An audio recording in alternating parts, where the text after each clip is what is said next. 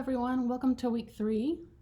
I've decided to do what I used to do, especially during when the pandemic was in lockdown, and even after that. I used to do weekly announcements and updates just for you all to know what's going on and to share a little bit about the class. So, welcome to week 3. I'm going to be at least a week behind because I have to catch up with your not blog posts, discussion board posts, and make sure I read everybody's responses as well.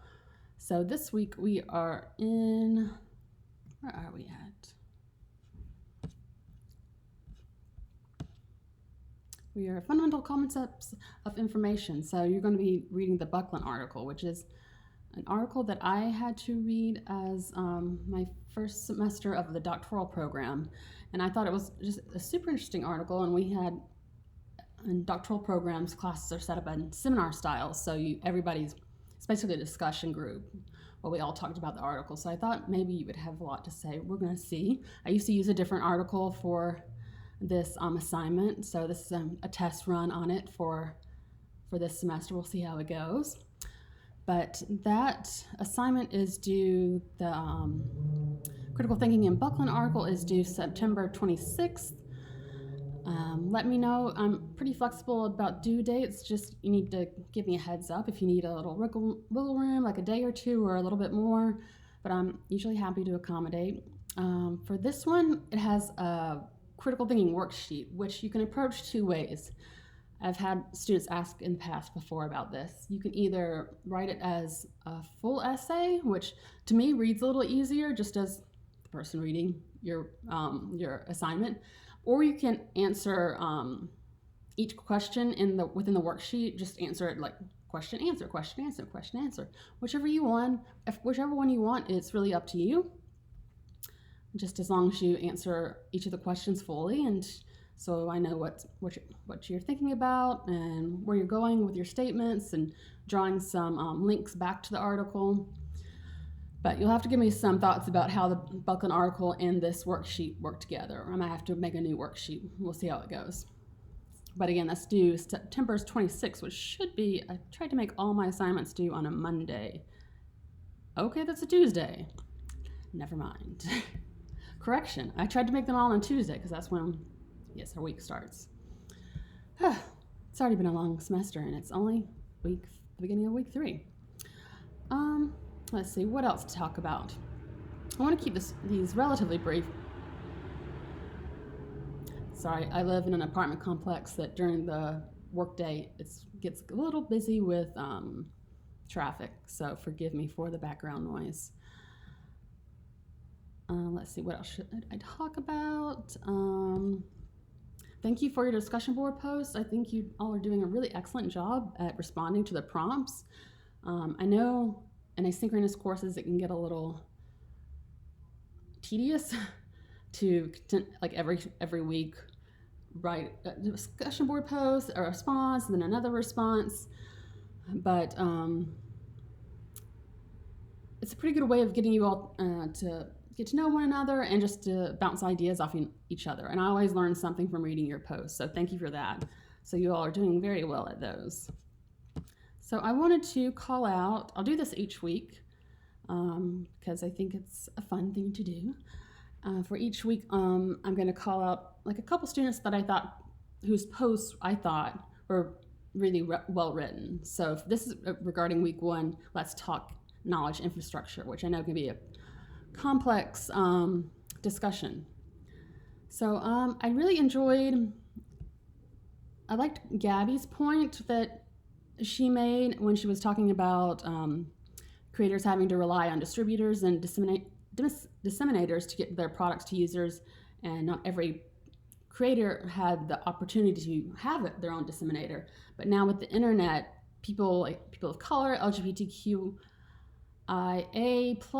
neurodivergent individuals. I do a lot of research about neurodivergency, and I am neurodivergent myself, so I'm always interested in reading anything to do with them. So I really appreciated that take on it, because that gatekeeping aspect is really true. It really does happen in the real world. I mean, in other forms and fashions, but there definitely is an example of not having the literature in front of you, having gatekeeping information. So now that we have, now that books and internet resources are widely available, that there's a little less gatekeeping. Gatekeeping is still around, unfortunately, but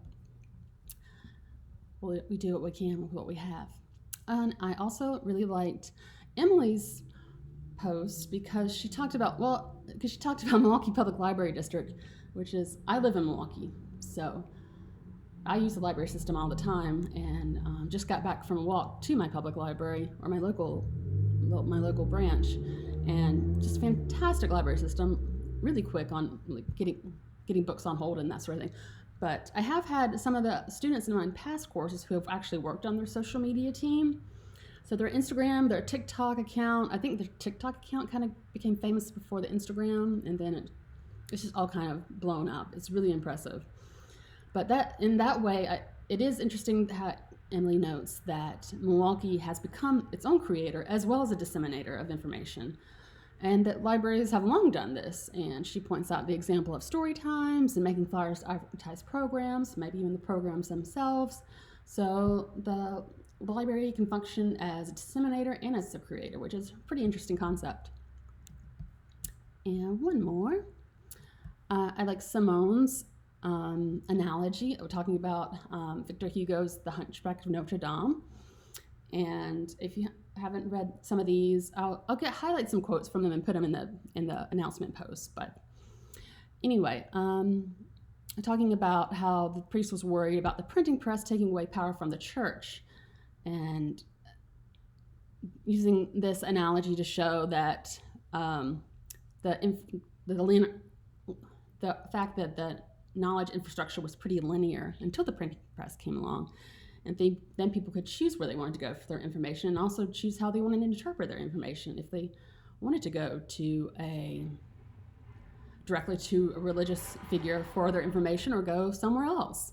And so the internet has become sort of like its own printing press, as she points out. I think this is a really fantastic comparison.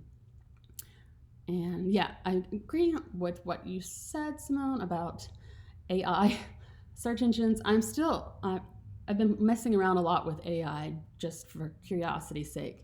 And it appears on I don't know if anybody else uses Spotify, probably so, but you can have an AI generated Spotify playlist. And I listened to one of mine, like part of it, just the introduction. And it was just, I don't know, it struck me as odd to hear hear AI say my name and say like all the things I've been listening to and what they would recommend. I don't know, it just, it took me back for a moment. It made me feel a little old, but also just showed me how things are changing very rapidly, and we're very much trying to keep up. It's really fascinating. So those are my shout outs for the discussion posts from week 1. So next week I'll do week 2, then that's complexity of professional ethics, which is always a fascinating area. There's, especially right now, where we dig into a lot of what's just going on in the world within libraries, especially public libraries and school libraries, academic libraries as well, but we just can't seem to get away from book bannings and moms of liberty and people who want to curate the collections that the community really deserves. But I mean, think about anything else. I should have written a better script for this. Set out with a script, and then I tend to ramble. But again, upcoming we have the Buckland article, The Critical Thinking in Buckland. And again, that's September 26th. If you have any questions, please let me know. I would highly recommend for the Careers in LIS assignment, that's the prompt sheet that's coming up on October 10th. If you haven't looked at it yet, I would go ahead and look at it, because at the very bottom, it requires you to do an interview with somebody in the field, whatever area of interest you want. School libraries, public, academic, special collections, archives, museums, but it does ask you to interview one practitioner currently active in the field and share their experiences and just what what they've experienced through their work, future directions about the career, um, where have they been employed, what have they done. It doesn't have to be a lengthy interview, maybe 15 minutes, but you can go longer. And I would love if you would provide the questions that you ask your interviewee alongside all the answers, or your summaries of the answers, but just because it's pretty interesting to me, and it also helps me frame my understanding of where the answers are coming from. So that's coming up October 10th. So you still have a bit of time. September, I don't know for you, but for me, it's gone by ridiculously fast. I don't understand. I thought August went by fast, but geez Louise. Yeah, so I think that is about it. Let's see how we're doing time-wise. Wow, 11 minutes. Okay, I wanted to keep this brief because I have ADHD, so my attention span can be quite short. So I didn't want to take up too much of your time for the day. But, one thing I did want to ask, I've done this in the past with other courses, and some students appreciate it, and some students doesn't interest them, which is completely fine. But I usually like to meet up virtually through Zoom, maybe 3 or 4 times throughout the semester. I'll send out a doodle poll, and you'll select like the best dates and times when we could have one. I try to make it so it's like after work hours, or maybe like on a Saturday or Sunday. But that'll give us a chance. Again, it's not, well, I didn't say it again. I didn't say it before. It's not required that you attend these because this is an asynchronous course, but it is fun to put faces to names. So usually we talk about 30 minutes or so. Again, you can come and go as you please. I think it would be fun to try. I think maybe some of you would be interested in it. Makes the class a little bit less, not lonely, I don't want to say lonely, but it makes you feel like you're actually in a class. So what I'll do is, just assuming that you all are interested, or somebody's interested, usually I have a turnout of 5 to 7 people, which is pretty good for a class of 25. I will send out a doodle poll within the next day or two, and to gauge when the most people can come, or when are they able to attend. Geez, slipping all over my mouth. And then we'll set up a date, and we'll all meet together and chat. And it's a very low pressure chat. I'm going to bring in just a couple of very easy talking points, just so we have something to talk about instead of just staring at each other. But I think the first one will be very introductory, just to get to know each other, even though we've gotten to know each other through the introduction posts, which were also very good. So I appreciate that. I always love to know who my students are, because sometimes you guys stick around with me for a couple courses, and that's pretty fun. So so things we covered today. Assignment due, critical thinking assignment due the 26th, so next Tuesday. Keep up with the discussion boards. You're doing a great job. Really insightful discussions. I love to see everybody bringing a bit of references in that I maybe never heard of or haven't thought about, or maybe other people haven't heard of or thought about. So that really helps our little community of knowledge. And also good in the shout outs for the discussion board posts from week 1. And yeah, you might want to go ahead and take a look at the careers assignment, just because sometimes people are busy and it can become hard to get an interview time with them. I found some students have had that in the past, so I don't want that to happen to you. And if you would like help finding somebody to interview, I'm more than happy to do that. So just reach out. I think that's it. Yeah, I'll send out the doodle poll in a day or two and see if anybody wants to meet up. And other than that, I'm very much here for you. So please don't hesitate to send me an email if you would like to schedule a Zoom session. like an office hours kind of thing, because generally office hours on asynchronous courses are a little bit funky because everybody has different schedules.